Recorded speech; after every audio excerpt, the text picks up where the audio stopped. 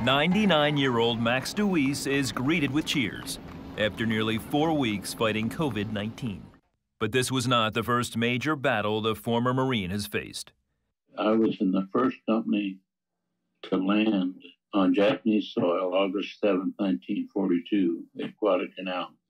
Our next battle was the island of Tarawa, but I did 23 years altogether. I've gone through hell more than once.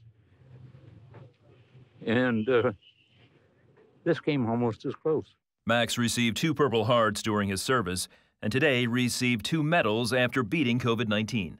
One of those from the faith-minded charity, FISH. I met Max 3 years ago. Every single event that we have, Max is a part of. But when Max went to KU Medical Center, we were all very concerned. But Max says he had a secret weapon against the virus: prayer.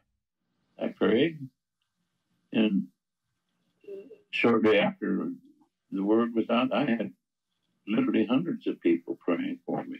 Prayer is so very important. We have several chaplains on our FISH team, and there were countless people that were calling Max every day to pray with him. Every morning, one of his friends called to pray with him. Gradually, we got it down to where I was in oxygen no longer. And after 4 days, 5 days of that, I was able to come back to my apartment. When you leave a hospital, they usually will wheelchair you to your car. Not 99-year-old, 2 Purple Heart, Guadalcanal, Saipan, Tarawa, Marine, Max DeWeese. He told them he's walking out on his own 2 feet. And sure enough, he did. And this survivor has a message for all of us. There's no stronger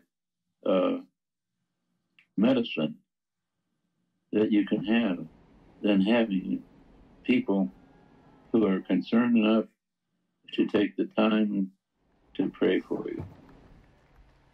Those are strong words. Yeah, concerned enough to take the time to pray for you. Boy. That's a great word for all of us. Yeah. I love the tenacity that says, I'm walking out of this building. Not riding. Well, it's not just the tenacity to say it, but to actually do it, because I've had the hospitals say, I don't care about your tenacity, you're getting the wheelchair, because if you fall, we're liable. Maybe at 98 you get to say it. Somebody gave him some grace to make that happen. Ooh. But what a life. Yes. And what an example for us all. A lot of people after Guadalcanal will say, I don't want to be on the Marine Corps anymore. But here he goes for 23 years, and you just, let's give a salute. Indeed. Well, New York City is slowly reopening, but at the height of the pandemic, a nurse from Virginia responded to the need for healthcare workers. What makes Rachel Hartley's story so unique is how she got to the Big Apple to volunteer to help. CBN senior correspondent Eric Phillips explains. Rachel tells me she felt led of the Lord to answer the call, and about 2 weeks after she accepted a temporary position at a local New York hospital, she and her husband set out, not by plane or by car, but by their boat, appropriately named Turning Points.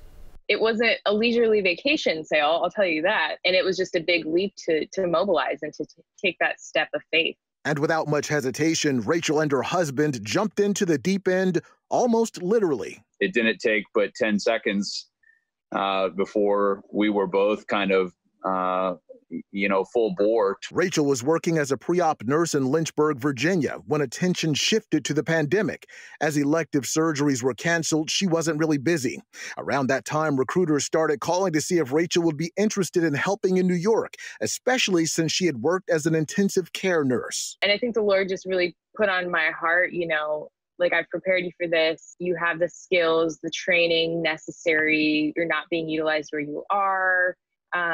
You should go. After quitting her job, things began to fall into place. After hearing Rachel's story, a New York marina waived its $10,000 monthly rental fee. That's when she, her husband, and a friend set sail up the eastern seaboard. They felt it would be safer than flying, plus they could live on the boat and host other medical workers in need of housing. Especially in the middle of a pandemic, just in looking at places to rent and whatnot up here, you know, we were thinking how special it would be to have our own place, you know, for sanity and just for cleanliness sake. Looking back, the 34-hour trip that landed them in New York on Easter Sunday may have been the easy part compared to NYU Langone Hospital in Brooklyn. Things, especially in the hospital, were just chaotic.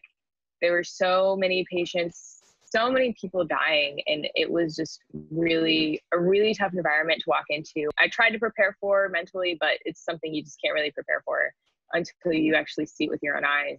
I was underprepared, especially in the beginning of their tenure, for how they were going to be emotionally handling the time in the hospital. They say one thing has made the difference: God's grace. The unending grace that he gives so I can give my patients, and the love so I can give my patients. If I get sick, you know, Lord willing, I'll probably be okay. But even if I'm not okay, no matter what happens, you know, to God be the glory. I'm very proud of her humility in that act of service and her willingness to take that on. We're here because we believe that God has us on this planet to be disciple makers. Rachel's contract has her in New York until the middle of June, and it could be extended if necessary. She says she's okay with that. When she returns home, she plans to complete her nurse practitioner's degree, and then it's on to the next adventure. Eric Phillips, CBN News, Washington. It's an incredibly inventive way to get to New York, and hats off to her too. Way to go, Rachel, to say, I'll serve. I'm not going to turn away from this. I'm going to go right into the heart of it. The time they went, New York was the heart of it, and to say, I'll serve no matter what. I'll be here, and I'll be here for the duration. Congratulations. Yeah, that is an adventure. Hello, I'm Gordon Robertson. Thanks for watching the video. Be sure to like, subscribe, and hit the notification bell for more encouraging videos like this one. Welcome to the 700 Club Interactive family, and God bless you.